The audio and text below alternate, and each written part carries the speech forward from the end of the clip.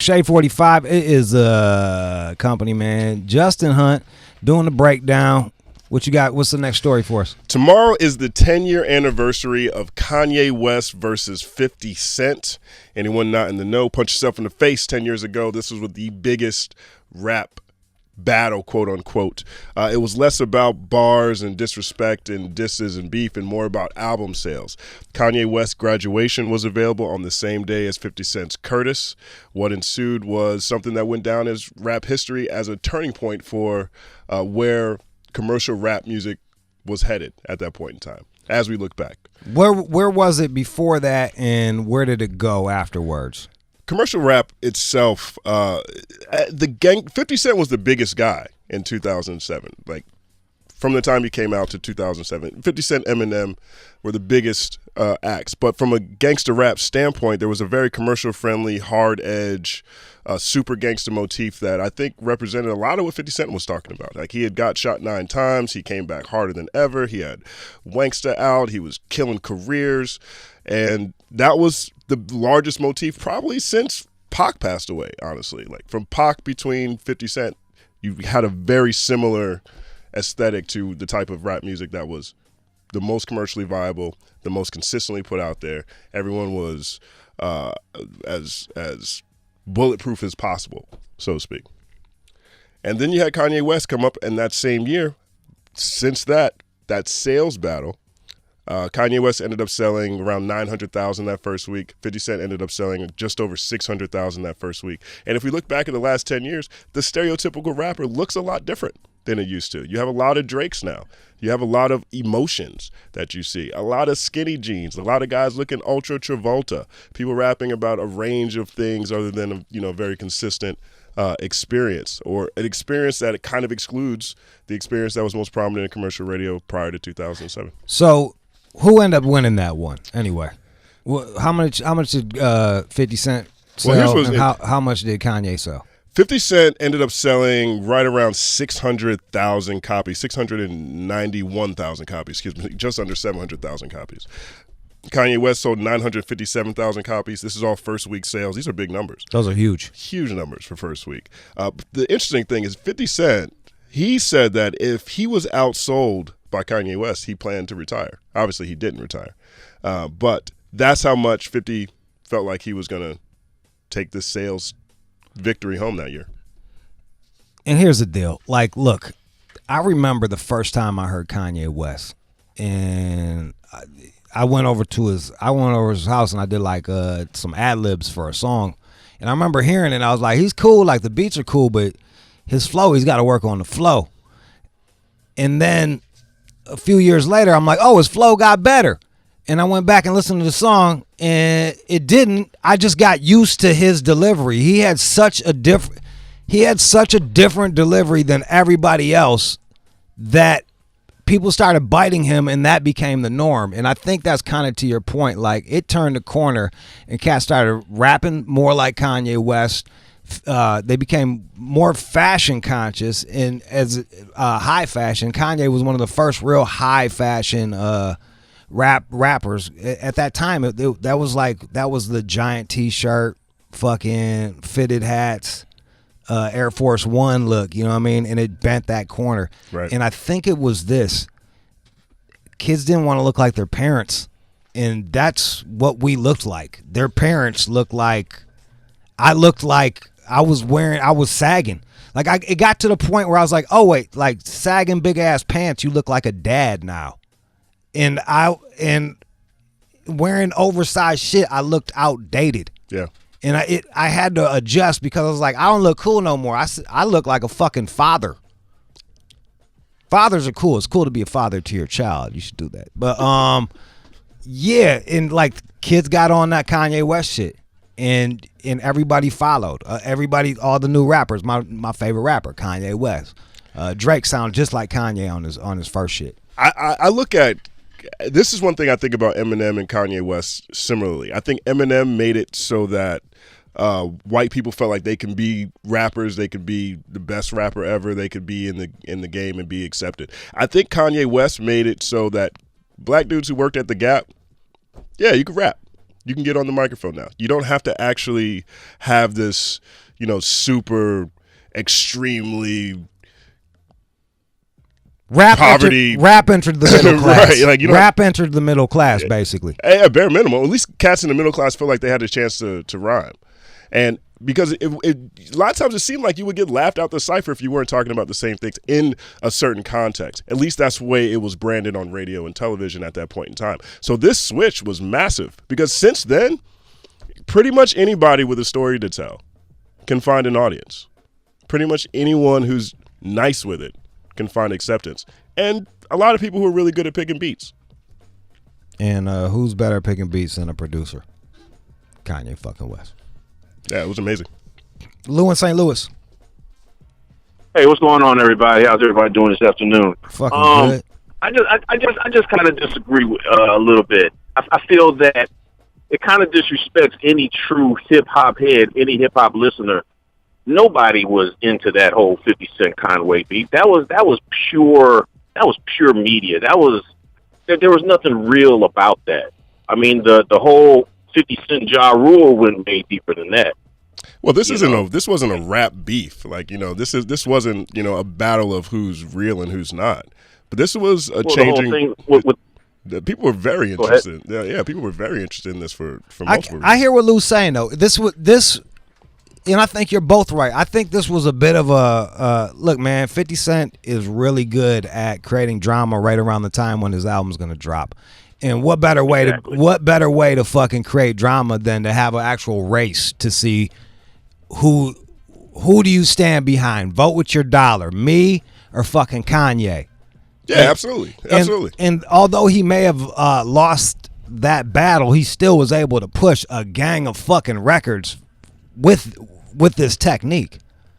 Yeah, definitely. I just don't want people to think that this was an actual beef. To compare this to any kind of rap beef, 50 Cent versus Ja Rule or, anybody is totally separate. This wasn't even about. There wasn't any hate towards each other with this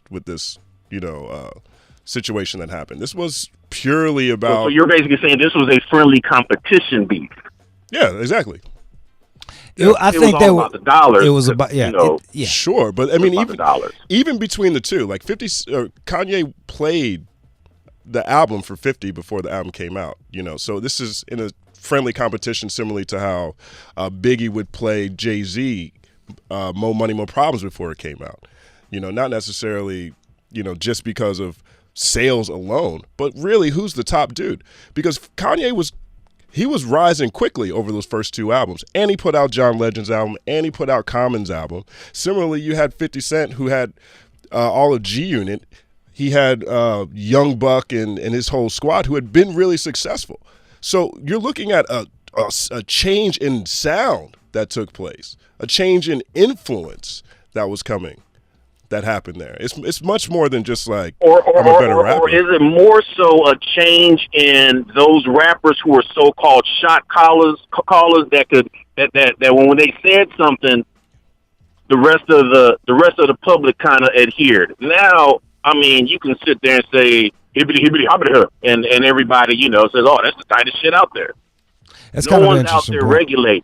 Tupac would have shut shit down. He would have regulated. I disagree. I'm tired of people saying Pac would have fucking done this or Pac would have done that.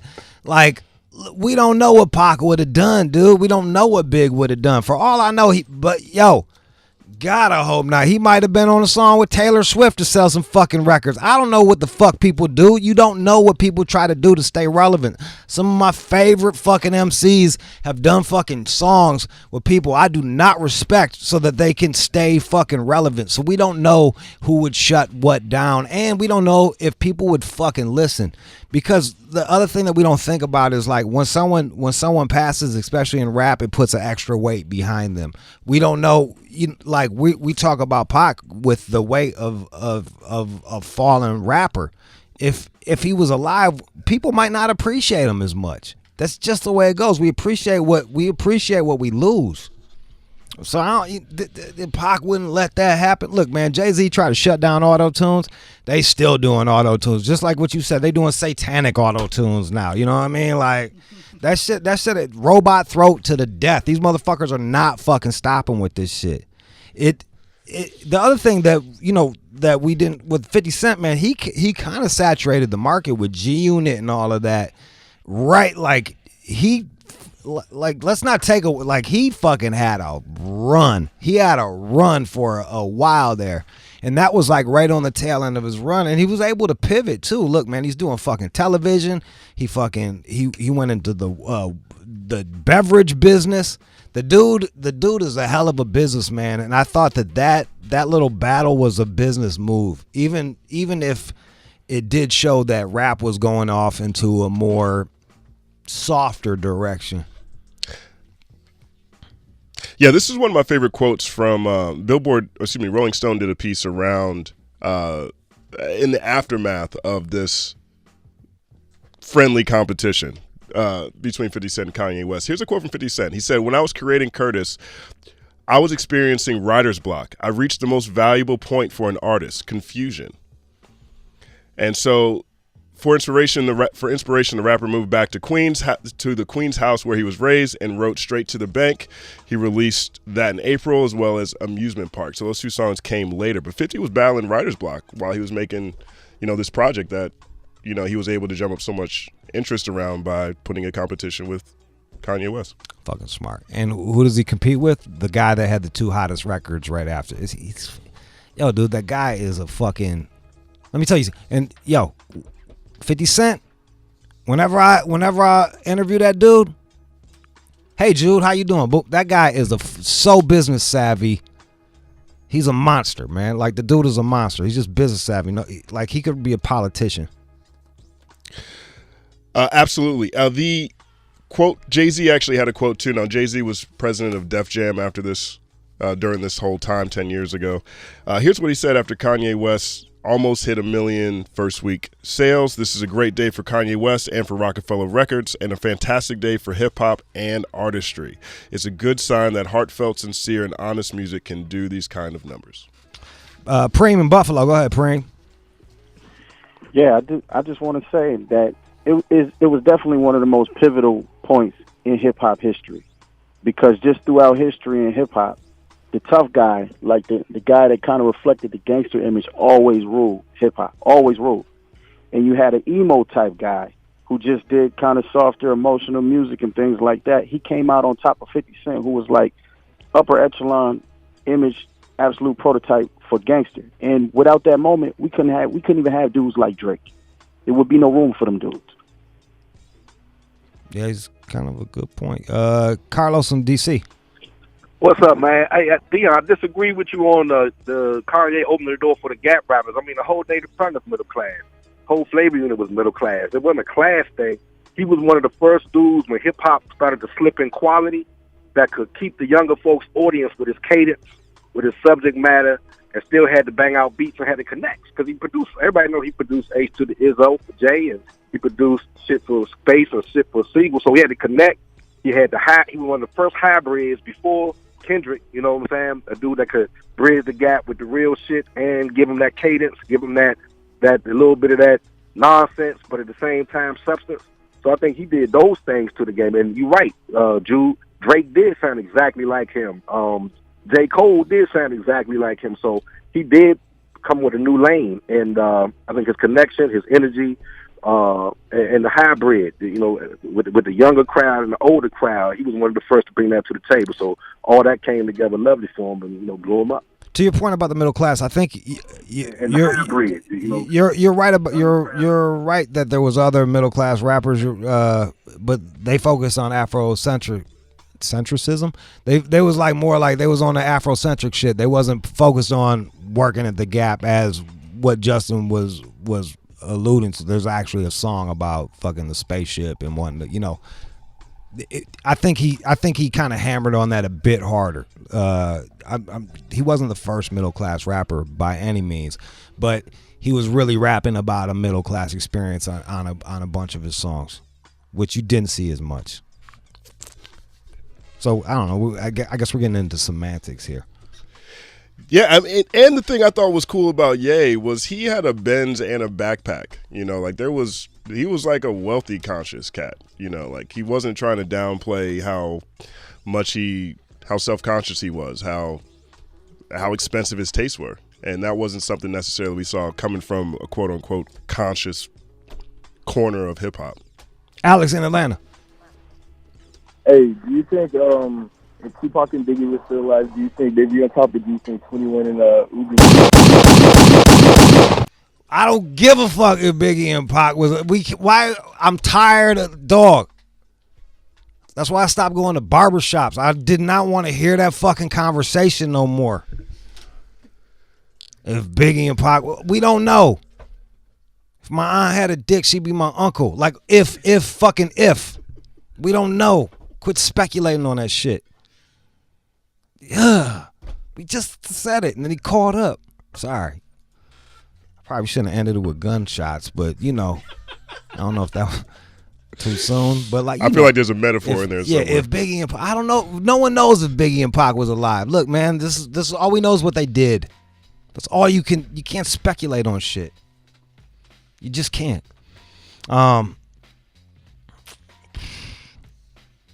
Jay, you the last one. Go ahead. Yo, what up, yo? I just want to say, man, we all know, change is inevitable, man. It's no getting around that, man. Us as humans, we got a short attention span as is anyway.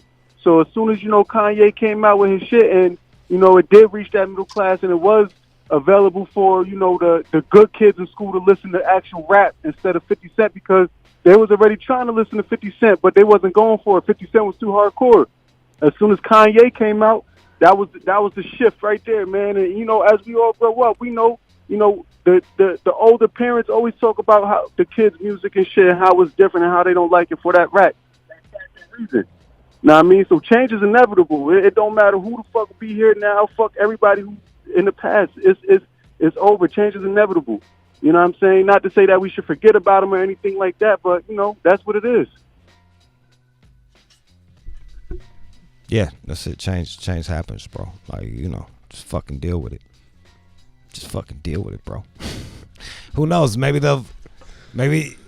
I stopped listening to him. I'm gonna be real with you. I just kind of zoned out. He's right though. I mean, it was a turning point, and change is going to happen. We definitely saw a change in the guard right there 10 years ago tomorrow. I think the guard had already changed, and 50 Cent used that as an opportunity to sell even more records than he would have. And I think that was a very smart business plan on 50's part because Kanye had already been on the cover of fucking Time. Like they'd already anointed this dude as the next thing. And 50 was like, boom, let's sell some records off of that shit. And he fucking did. And that is fucking smart business man. Well played, 50 Cent. Well fucking played. Word up. Let's go.